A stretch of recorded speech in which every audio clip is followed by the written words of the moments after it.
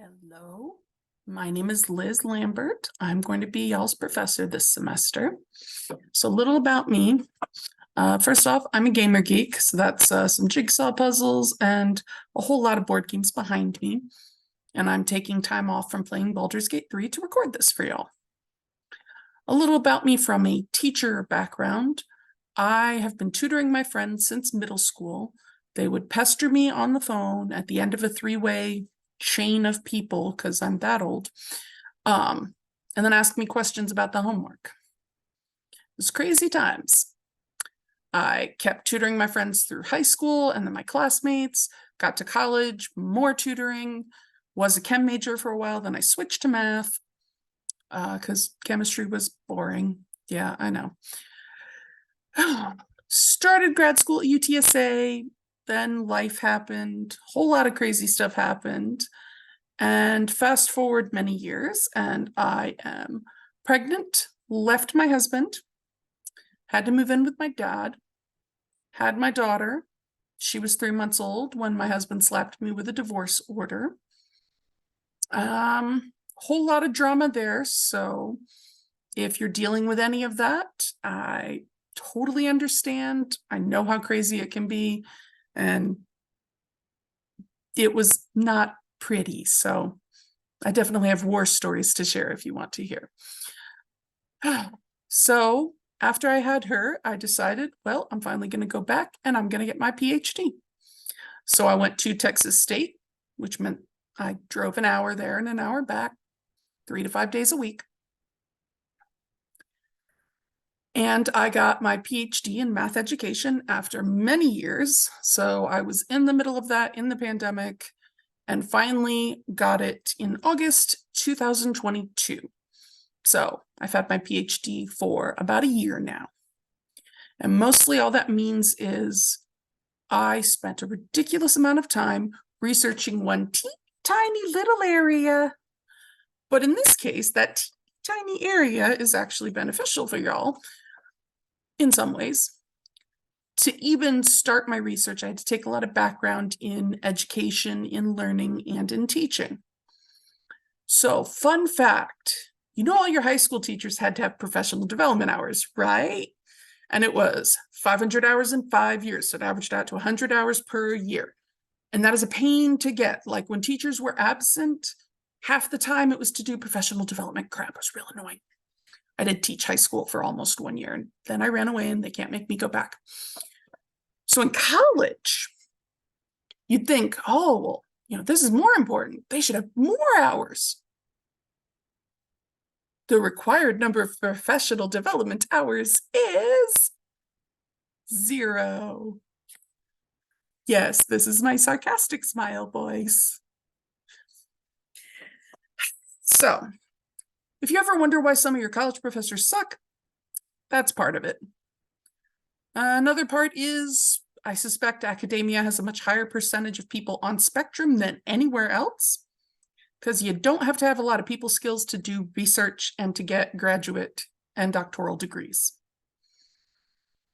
So cut your teachers a little bit of slack, but also, hold them to a standard. Ask them a question. That is literally what they're there for. They're there because you're paying them to teach you, including me. I am here because you are paying me to teach you so we can get you through this course, get you onto your next math, and on with the rest of your degree. So I have also worked at Whataburger. I worked in a bakery. I also worked at Kaplan Test Prep, which I do not recommend. My students paid $500 to $1,000 each, and I got $500 to teach the entire course. So that was a big ripoff. But Kaplan did provide a very good amount of teacher training that I have yet to see show up anywhere else. So I try to pass that on, but well, we'll see how that goes. So 2 of the big things you need to know about your teacher that can really help you understand how this whole learning thing is going to work is 1, understanding learning philosophy, which is me sharing my experiences with y'all about how to learn, and then how that relates to how I teach to help y'all learn. So a couple things about learning. The first one, you may have heard of this, you may not. It's this thing called a fixed mindset versus a growth mindset. Now in math, a fixed mindset is, ugh, I don't get math. I'm never going to get math. I hate math. You know, when they taught, I just missed math day, or I don't have the math sheet. So those are all fixed mindsets. They're focused on math as this external attribute that some people have and other people do not have. Math is not blue eyes. Blue eyes, you have it or you don't.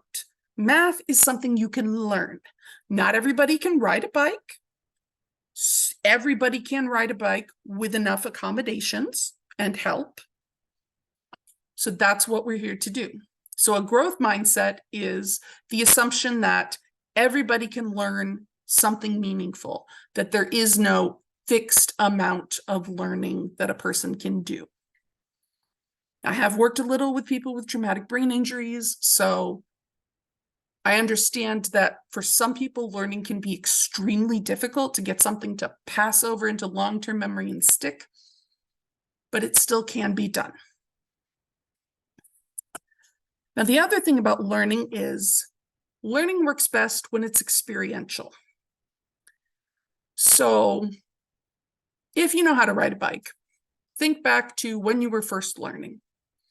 And people would explain, like your parents would explain different aspects of it, maybe, or one of your older siblings. And, they're talking about, oh, well, you balance and, you pedal and you go and, you got to watch out for this and that. And then you steer. It's a whole bunch of moving parts all at once. Real crazy. But until you're sitting in the bicycle, pedaling yourself and trying to keep your balance, all of that talk was just talk. Without the actual experience of trying to balance a bicycle, it doesn't really make sense. Math is a lot like that. I can stand up front and pontificate and explain and think, oh, yes, I'm brilliant. Everybody obviously understands what I said. Yes. No. So if you guys have a question, interrupt me and ask. Seriously. At the very least, it lets me take a breath, because sometimes I get overexcited and I yammer. So seriously, interrupt me. Even if your question is that a 5 or a 9? And I'll go, that's an S, because sometimes my handwriting gets bad when I'm very excited. Or if it's, I have no idea what you just said for the last minute. Fair. If it's scroll back up, if I was writing on the screen, cool. The point is for you guys to learn, and to do that, you have to feel comfortable asking me questions and trusting that I will answer your questions to the best of my ability. So I take all questions seriously. So even if a question sounds sarcastic and some of you guys laugh, I will give some of y'all the stink eye and say no, unless the person who asked it is laughing, no, and even then, no. Sometimes a person tries to formulate a question and it doesn't come out right, because talking is difficult in front of your peers, is now talking publicly, number one fear of Americans. And then math, also another big fear of Americans. So asking you to ask a question in a math class is asking you to talk publicly about math. Yes, I recognize how insane it is to get you guys to ask questions, to beg for questions. But really, I'm begging, please ask me questions. I need them. I need to know what you guys are getting and not. And we'll have other ways for me to check in on that. So, experiential learning. You've got to do the thing. You've got to put your butt in the seat and try it out. My goal in this class is for you guys to watch the boring lecture stuff at home in videos. Because let's face it, when a teacher's first doing an example, you're spending so much time copying, you don't have time to really question what they're doing. And you need some time to kind of digest, what did I just write? What were they trying to do? And with a video, you can rewind and listen again if you want. So it's actually beneficial. And then when you have questions while you're watching the video, write them down, bring them to class, because I promise you, you were not the only person with that question. Honestly, bet you $5 somebody else has a question or is similar, or when you ask the question, they think, oh, that's a good question. Why didn't I think of that? Yeah, what's the answer? Like, just watch. You'll think like, oh my God, I'm an idiot. No one wants to know this. I'm going to be crazy for asking. And you say it. And then if you look around, like some people are like, yeah. And other people are like, yeah, I want to know that too. Oh, they stole my question. Seriously, ask the question. Even if it feels silly to you. I've even had some students ask a question for their classmates to say, I think I got it, but I don't think they did yet. Can you try to explain it one more time? So in class, what we're trying to get you guys to do is get your hands into the math, work it around, play with it, and see if you can make sense of it. So like with riding a bike, some of this is like somebody holding the bike and you're just practicing pedaling. Or someone's holding the seat behind you and helping you balance, but you're still trying to coordinate all the pieces. Or you're focusing on steering and somebody's pushing so you don't have to deal with the pedals. That's my job, is to help you learn how to do the math things, just like learning how to ride a bike. But to do that, you guys have to engage and try to ride the bike. And I know that's asking a lot. It can feel really awkward and everybody's afraid of making a mistake. But here's the thing. When you rode your bike, you know, if you like managed to balance, you're doing good and you're doing good, and then whoop, you fell. When you fell, you learned, okay, I just did something and it didn't work. So don't do that again. And maybe you had to fall a couple of times before you realized what you were doing wrong. Like you're leaning when you try to turn and then the whole bike goes. So that's what we're trying to do in class. So even if you don't make the mistake, if someone else does, I'm going to like announce that and project it. And we'll have ways with Desmos to do that so your name's not attached. But the point is for everybody to learn from the mistake. So learning from someone else's mistake is not as good as making it yourself, but it's better than not hearing about the mistake at all. So my job is to coach you guys through the speed bumps and the hiccups and the learning. The other thing we're going to have in this class is grading for mastery. So this is not a, here's a test over 4 weeks worth of material, once and done. What we're going to have instead are mastery quizzes each week. So we're going to cover the material. You're going to get a chance to do all of the homework, engage with the Desmos.